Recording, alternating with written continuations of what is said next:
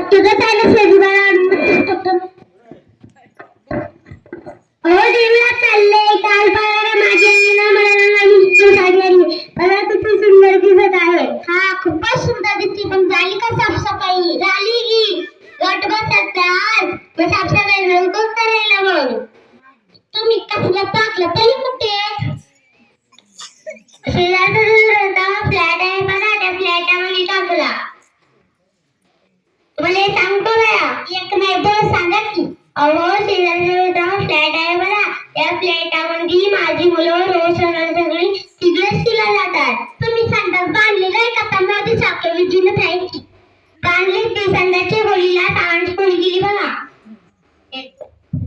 वा खूपच छान अहो काय बोलता टाकू आता मोदी सरकारने येऊन बघायचे की काय तुम्ही संडास बांधले की नाही आणि बांधून तुम्ही त्याचा उपयोग करता की नाही हे बघायचे की काय गप्पा बसली कीच घ्या कसा गप्पा बसून मी अहो घर स्वच्छ करता आणि शेजारी कचरा टाकता कशी बरं आपली लेकरं बाळा आजारी पडणार नाही कसं बरं सुंदर गाव घालवणार नाही मग मला तूच सांग तुझे काय कचरा आम्ही सांगतो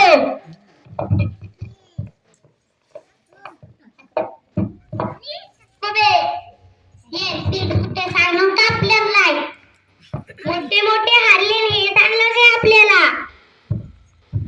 अहो काकू अहो आई अगोदर त्यांचं ऐकून तर घ्या इकडे इकडे थोडं आम्हाला शाळेत शिकवलंय इकडे थोडं इथे मध्ये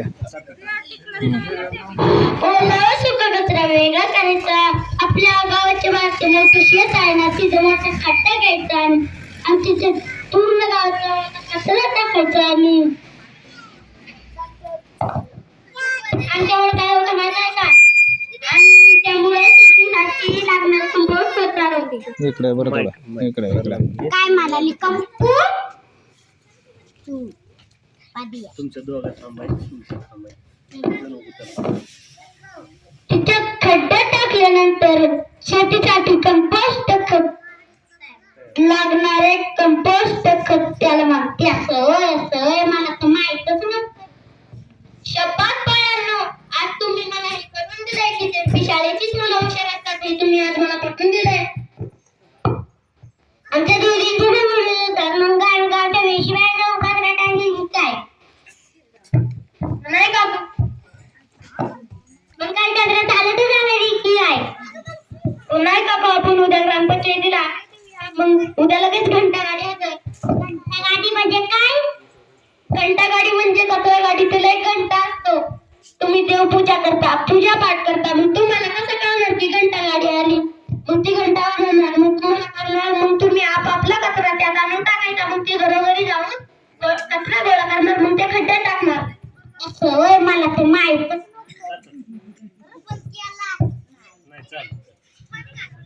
केले होत आहे रे केलेच पाहिजे हे मंडळी मी तुमच्या सगळ्यांचे म्हणजे ऐकले आपल्या गावाचे नाव सुंदर गाव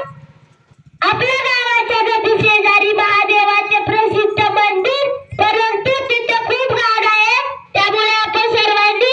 स्वच्छ व सुंदर करून सार्थकच व प्रदीप्त जेवढं कौतुक करावं तेवढंच कमी आहे खरं शाळा शिकता बघा ही मुले खरंच काका आपले गाव इतके स्वच्छ करून साईबाबा गाडगे बाबा आपल्या प्रसन्न झाले पाहिजे आणि आपल्या सुंदर गाव भेटीसाठी शिव मॅडम सुद्धा येणार आहेत जर त्यांना आपलं गाव आवडलं तर आपल्याला बक्षीस मिळेल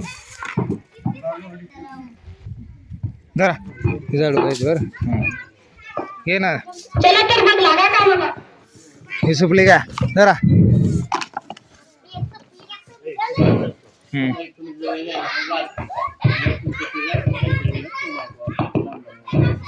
चला हे चला पुढं चला पाटील काका आपण शिव मॅडमला रिसीव्ह करायचं वेलकम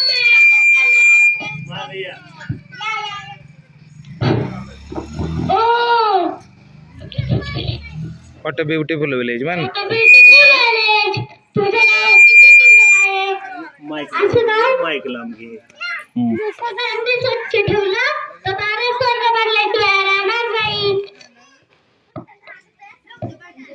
तुमच्या गावाचे नाव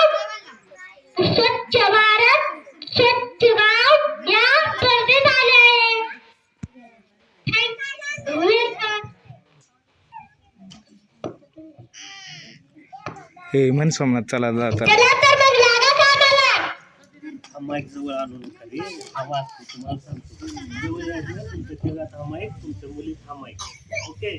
जवळ नको सार्थक म्हण रे म्हणा. ए माय भूमी तुझे मी फेडीन पांग सारे आणि न आरतीला हे चंद्र सूर्य तारे. आवडलं का आवडलं का वा! किती छान दिसतंय ना आपलं गाव. बाई, हे मला माहीतच नव्हतं. आमच्या दोघींचं गुडघ्यात आमच्या गुडघ्याला तापच नको. माईक लांब ठेवा. मनस्वी म्हणा आता तू मनस्वी नंबर आला म्हण पहिला नंबर पुढं काय रे सांगते सार्थक तुमच्या गावाचा नंबर पहिला नंबर आलेला आहे. तेच आलाय. धरा बक्षीस घ्या बक्षीस द्या तुझ्या असते त्यांना